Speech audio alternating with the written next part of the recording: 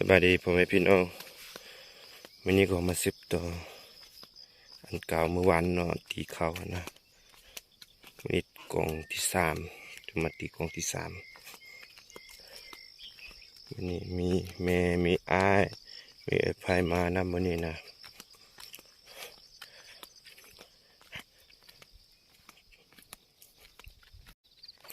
นี่นะกองอยู่เถิงนะบัดนี้ตีนะวันนี้นะ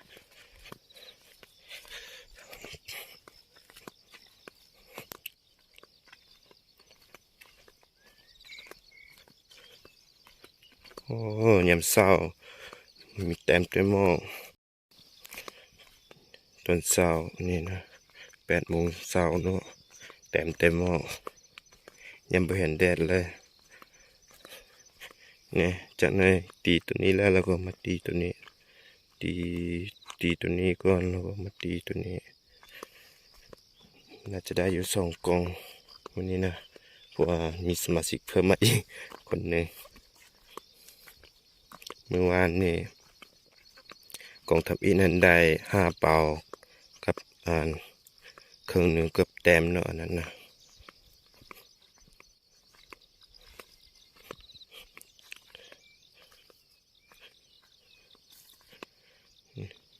ประมาณนี้แหละนี่เม็ดไอ้พายเนาะเอาสัตว์ปูก่อนสัตว์ที่เอาสารนั่นนะไปปูพื้นอันนี้เป็นแม่นี่เพิ่นเอาเฟืองออกเนาะอันนี้นะฮะเราเฮ้กุสุมังตีฮะนางเปียงอะไรนางเปียงคือเด้อฮะอันนี้เป็นแม่เพิ่นว่าเอาจะฟาดอกเอาข้าวเปลือกอันที่บ่เป็นเม็ดนั่นเนาะขี้ยาเมียงออกน่าจะได้อยู่ประมาณ4 เปานะ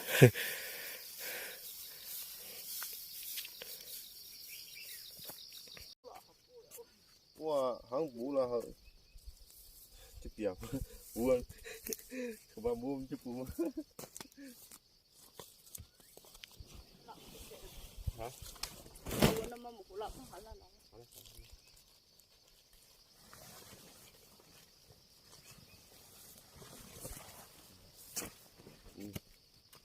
ยำทันทีเด้อพี่น้องอันนี้นะยำทันทีเป็นปีข้าวอันนั้นก็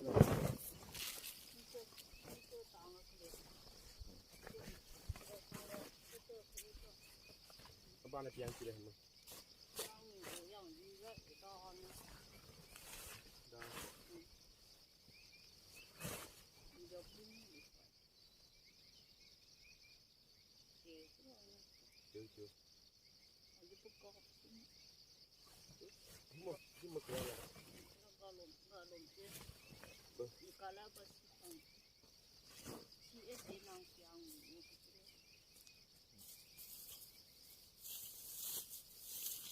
ไม่ยังทำกูนี่ตีชีฝาในช่วงกันต่อเลยนี่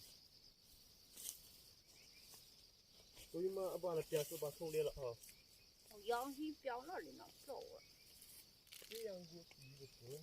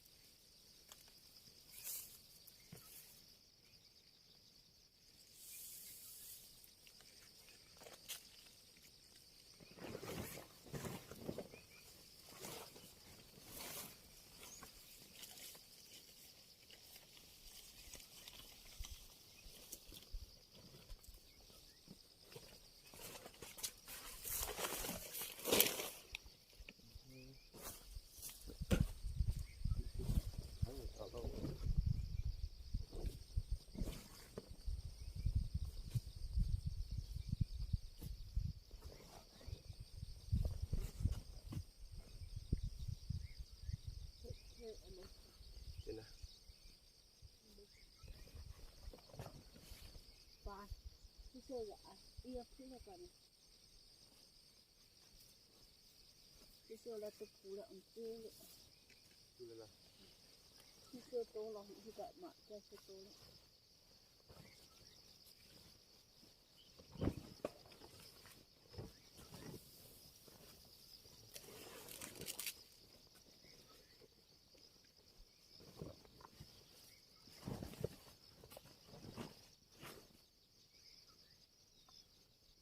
干嘛干嘛？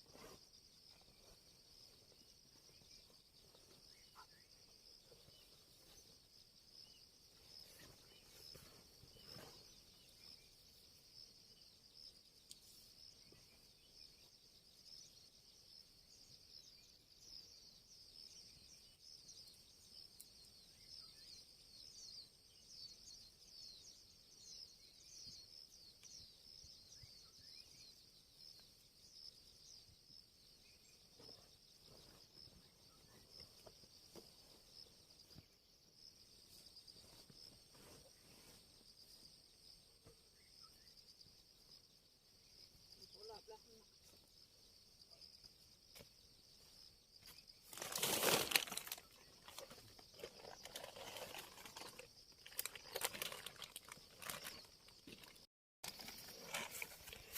แล้วเริ่มตีแล้ว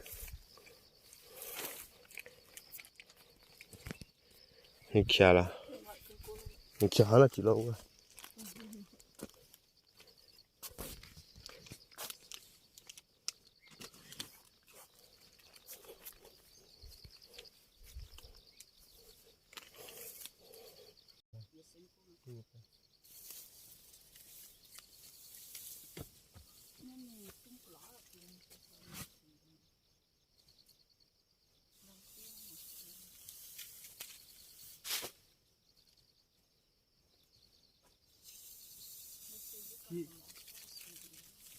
อีกมั่งช่องจอแล้วหรือซูมคือว่านี่กับผู้เปิดบูเล่าอยู่那你一公收比难做了，我们新公司的也是。我说你们那你公出来是哪？我说也是哪公司的。นี่มีอีกกองมีกระเป๋าของเป็นอีกกองดีเยอะ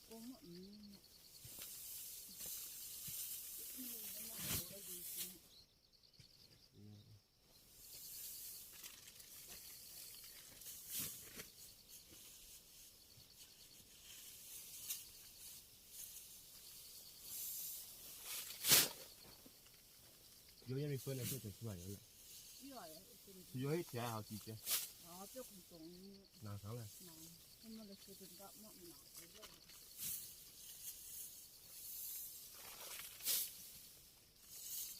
ย้อมผักน้ำเปล่าแหละผมยังผักเป็นนั่นดีไปนั่นดี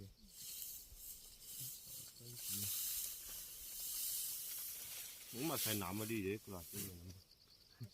ใส่น้ำน้ำมาดีกระจุยสองทุ่งดีเชียวขอเล่นดีก็ลงเจเดี๋ยวนั้นเอาไปที่ทางที่เอง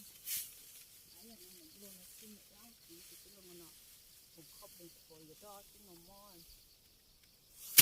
หนาเอ๊ะที่เคยยังเหนียนพุทธหนาก่อนที่เคยที่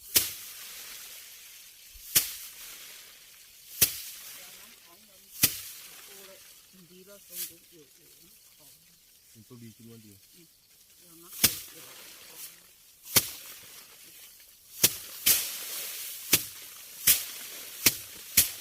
ตอนเช้าใช้ช่างรวนอยู่เล่นน่าดี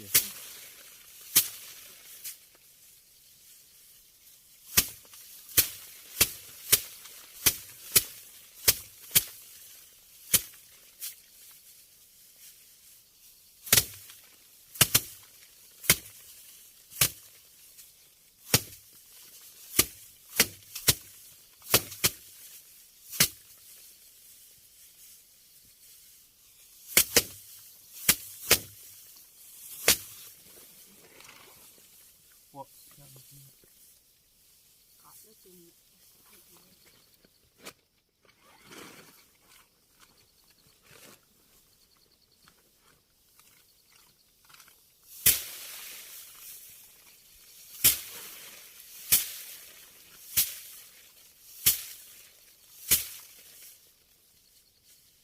กุมลาบ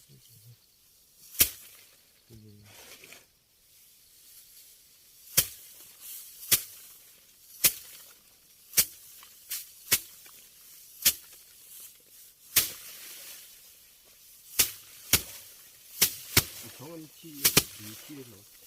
เราเขามากล้นนี่เขามา ดอกอันนี้มันโผล่เลยอ่ะ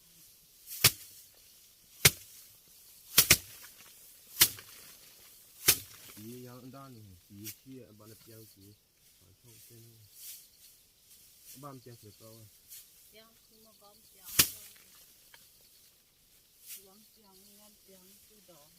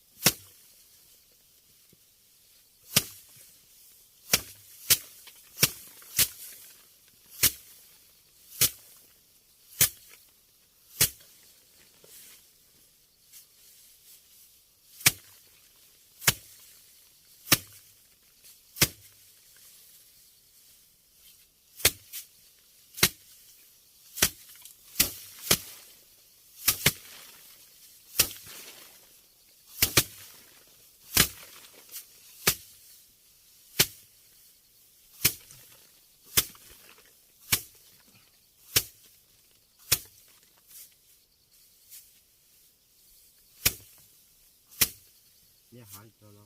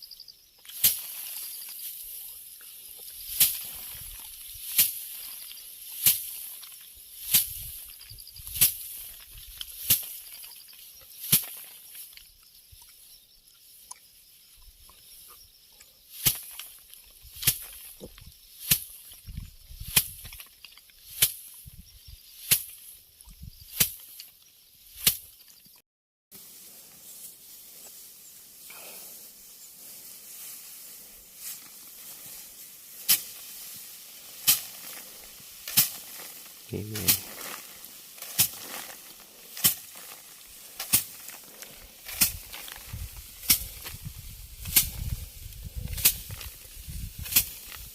ที่เขาที่นี่ได้อยู่แค่โน่นนะ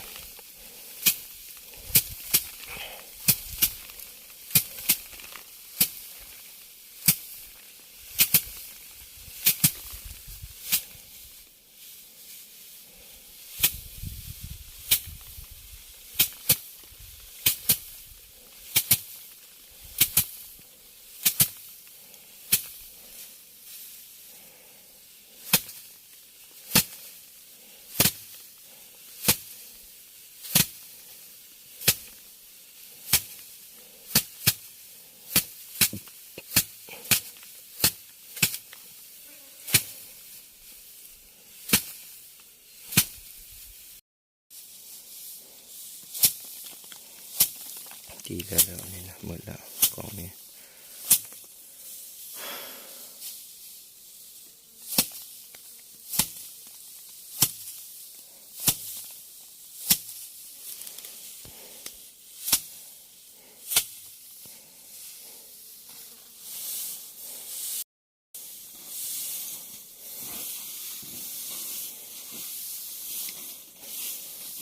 เก็บออกเฟืองออกเนาะ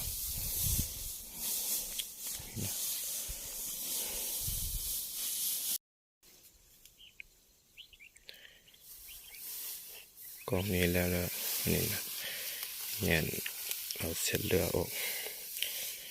กองเฟืองนั่นนะ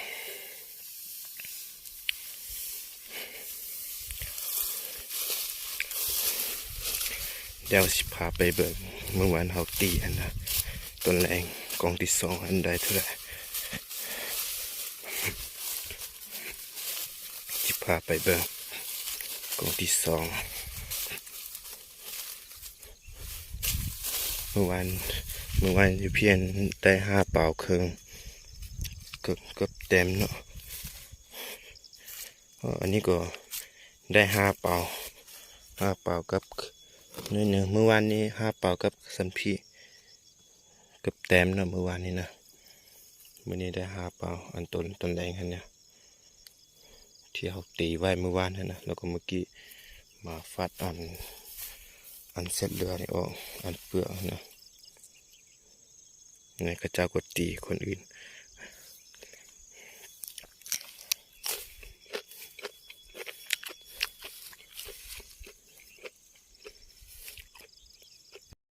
หลายพี่น้องเลยที่นี่แหละลูกสาวหายสาวนานะปุ่มเมื่อยก็บ่ได้เข้าเนาะบ่ได้เข้าเบิ่งคลิปนี้ก็ฝากกดไลค์กดแชร์กดไลค์ได้เด้อเพื่อเป็นกำลังใจให้ยังอีก5 กองเนาะ5 กองมือหนึ่งมือละ2 กองได้นะเนี่ยแม่กับไผตีอยู่พุ่นทั้งพี่เนาะแม่กับไผตีอยู่พี่บ้านนี่แหละบรรยากาศก่อน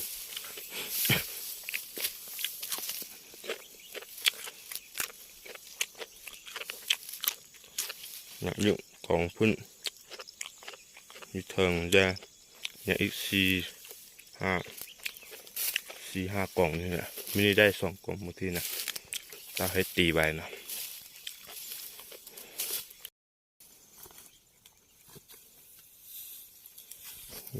อันนี้เราก็ใส่เปล่าฟัดเถื่อเปล่า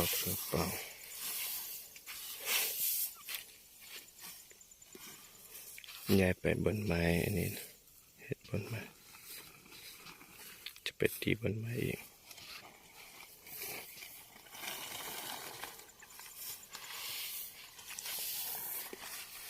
เดี๋ยวจังในจะมาถ่ายให้เบิ่งนะว่าจะได้จับเป่าขนาดกองนี้นะ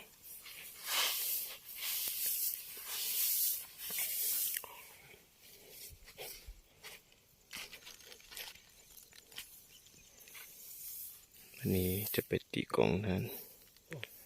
ถ้าแก้วโผล่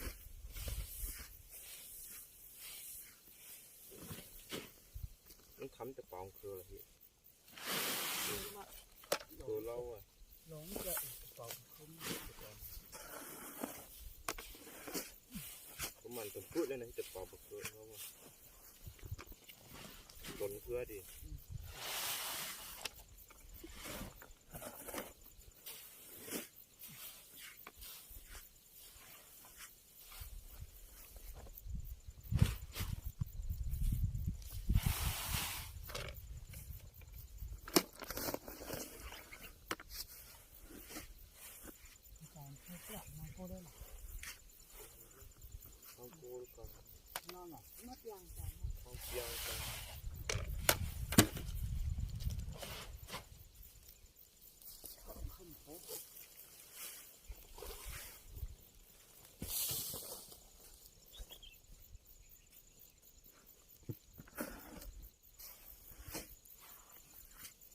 หลังจัง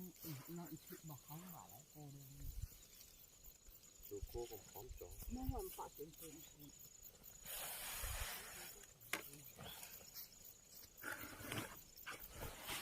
หลังกับลูก จอแล้วมันเชียง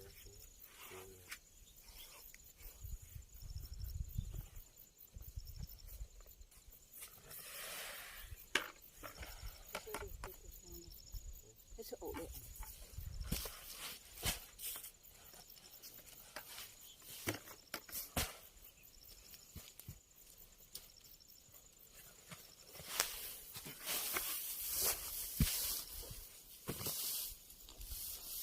เตียงตรงเรา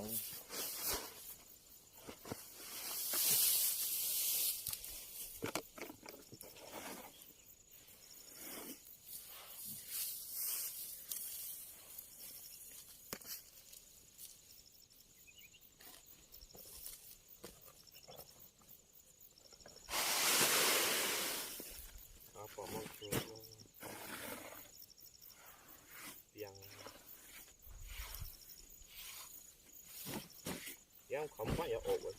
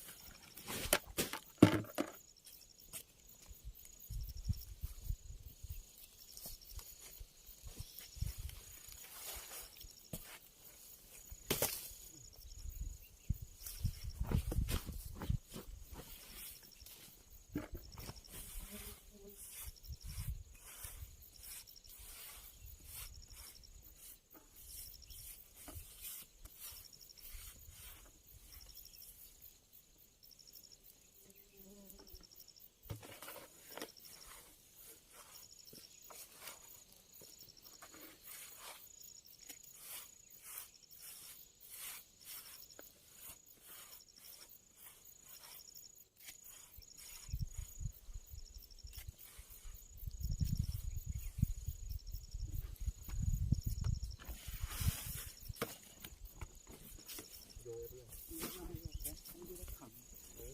อันที่ได้ขัง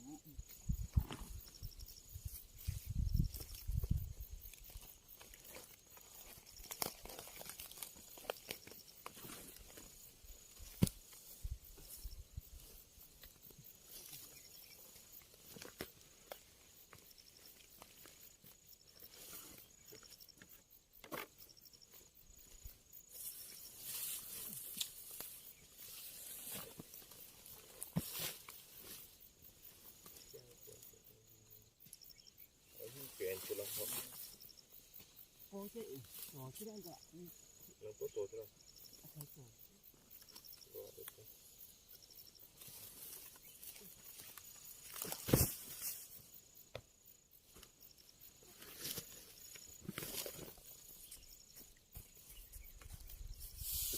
เปลือกการหลา ไม่ใช่บริการอีกนั่นแหละ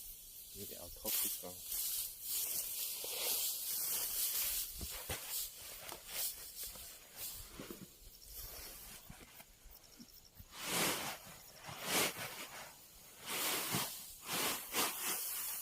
สวยเหมือนกันแค่คือความตาแล้วมันก็ถูกขังแค่เดียวเขาป้ากัน ก่อนแล้วเปียก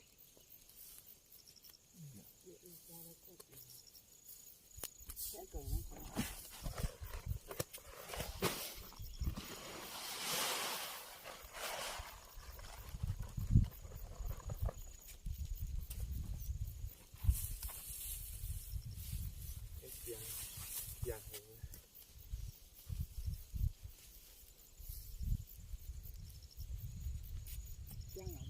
ยางคืนเราก็มันก็ลองดูนะ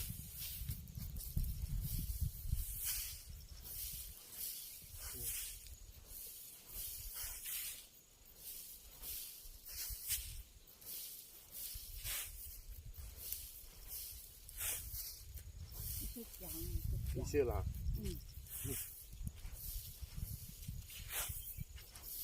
นั่นแหละ ยางคืนตัว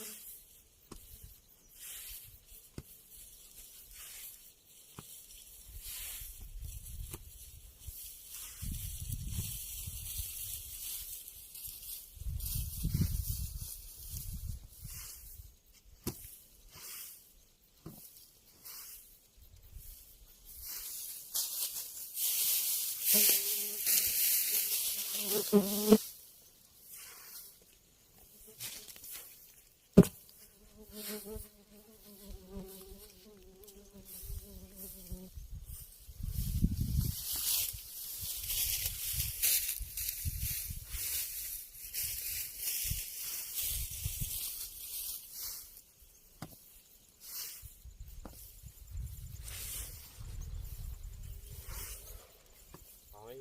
เจอที่เสือดิ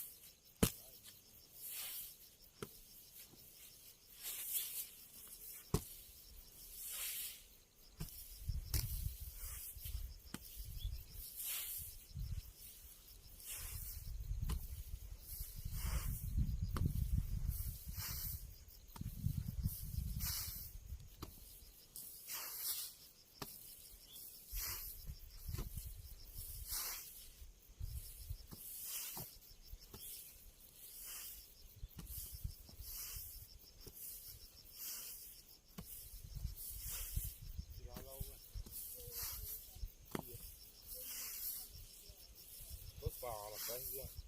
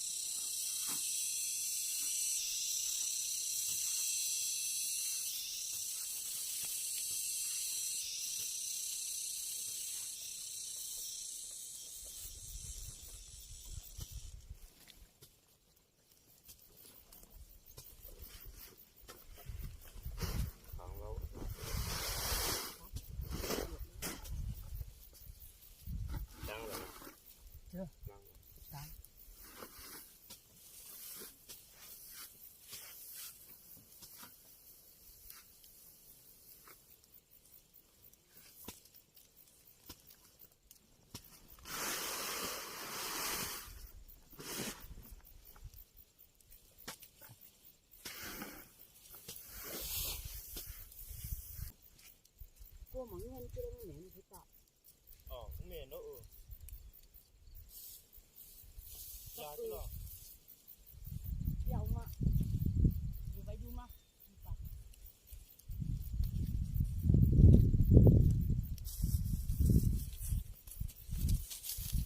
ทุกมาดิ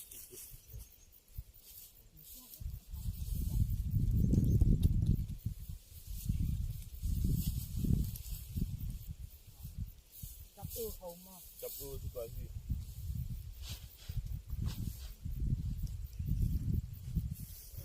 พอดีก่อนนะ chân cho đi vào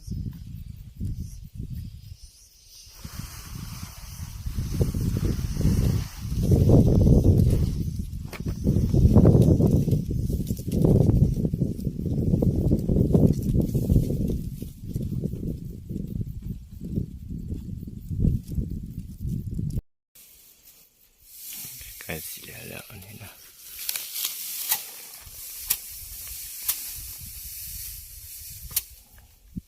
อีกหน่อยหนึ่ง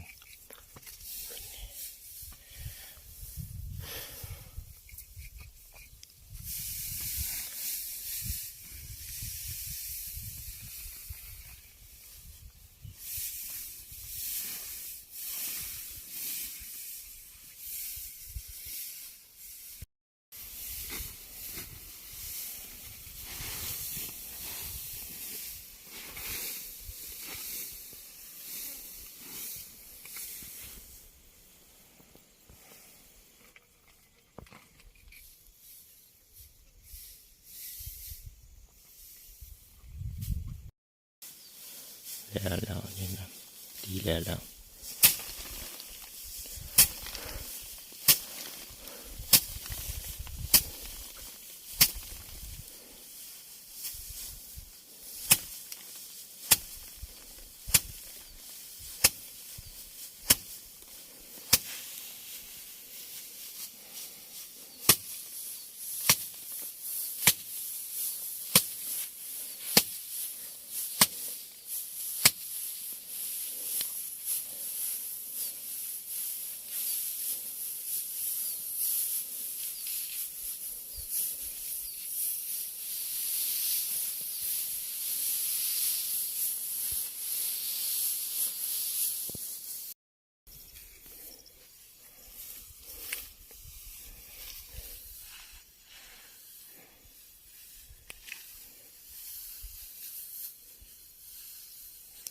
เอาขี้ยาออกเนาะของเฟืองออก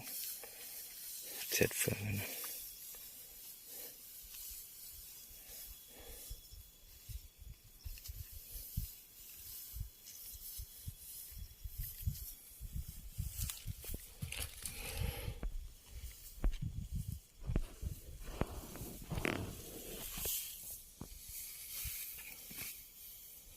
เอาขี้เอาเราใส่เปล่าตรงนี้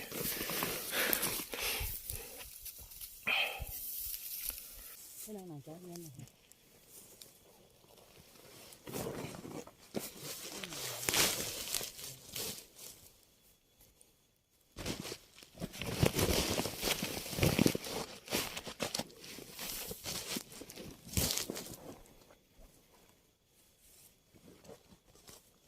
เอาเครื่องดิ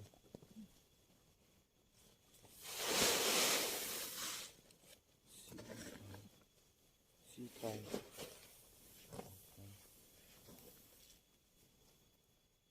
หาไก่นี่โกงดูก็เยี่ยมเลยโกงมา vừa ấy nó trở sơn cái to nó từ khi có con cái gì làm cái gì mà con nó làm cái này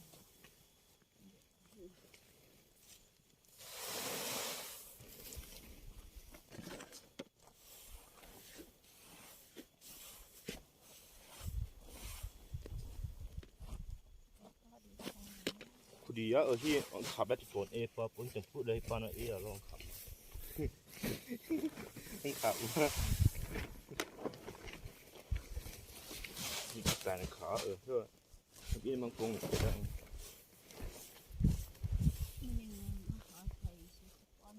ที่ป้านนะมันเปียงแล้วดิ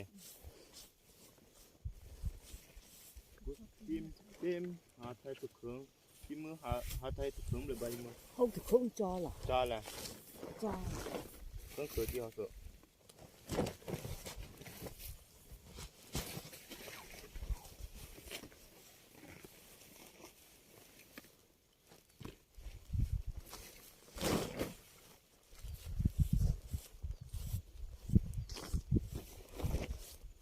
vô một cái cổ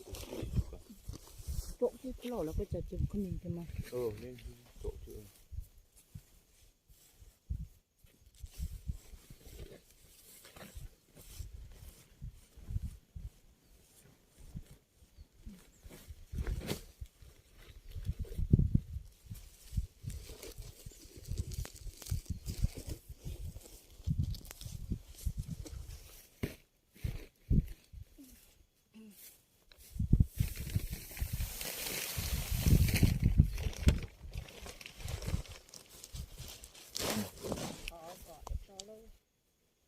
chiều toàn biểu tuổi năm của toàn thế thừa cái nhỉ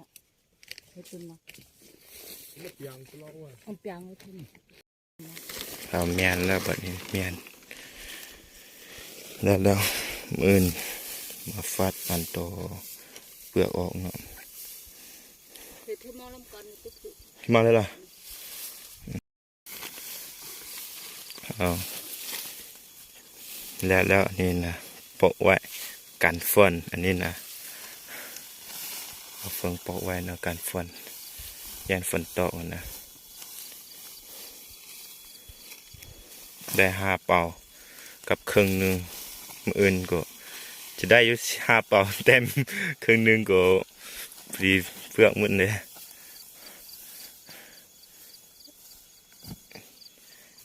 ให้มื้อเช้าตอนเช้าหั่นนะ1 2 3 4 5 เป่าอยู่รวมมันได้5 เป่าแต่เอาไปบ้านแล้ว3 เป่าเมื่อวัน5 เป่าพอดี15 เป่า15 เป่าไป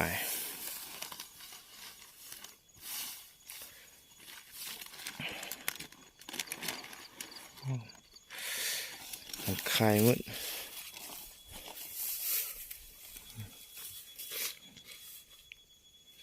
อันนี้แม่อันนี้ไผ่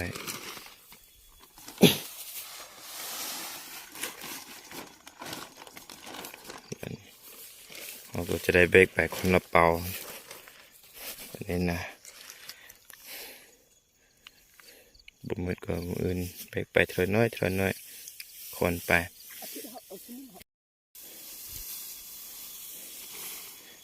ฮิเซมโปะฮิเซมม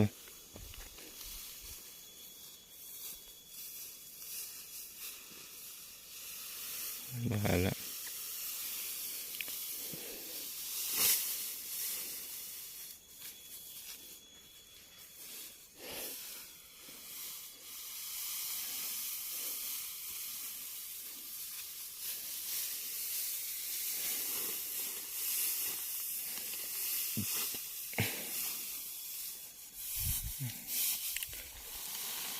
กลับแล้วจะได้กลับแล้ว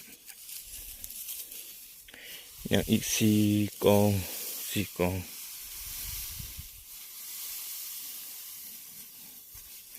นั่นบ่ปกจ้อง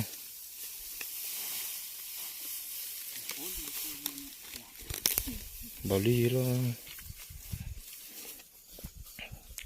อย่างกองนั้นแล้วกองทั้งพูนฝักหลวงฝักพูน2 กองแล้วก็ทั้งเทืองกองหนึ่งอีก4 กองทองก่อนทองไว้ก็ทองผู้น้อยอันนี้นะทองยาทองกระเป๋าใส่พีมึดยาเมียน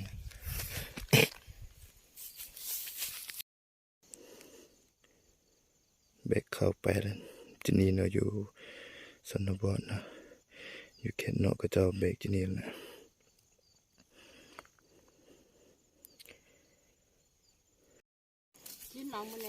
จีขุดเด้มื้อนี้มื้อลินดอติดแล้ว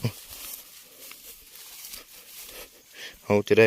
จะแบกไปเนาะนี่เอาบ่เนี่ยอันตัวใส่ที่นี่อันตัวแบกอันเพื่อบ่ให้มันหนักเกินไปนะสบายใส่ตัวนี้นะ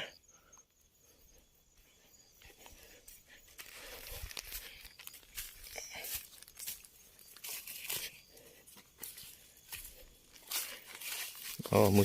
อันนี้ตีหมูสดหมูเช้าเนาะนี่นะหมูเช้าตอนเช้าตั้งแต่8 โมงเช้าหั่นนะ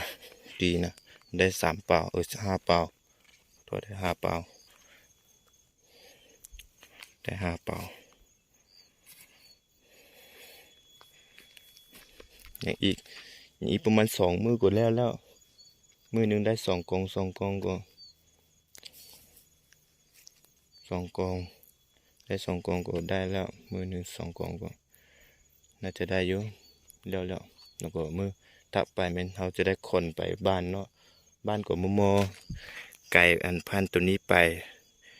นิดนึงก็แม่นแล้วบ้านนั่นนะ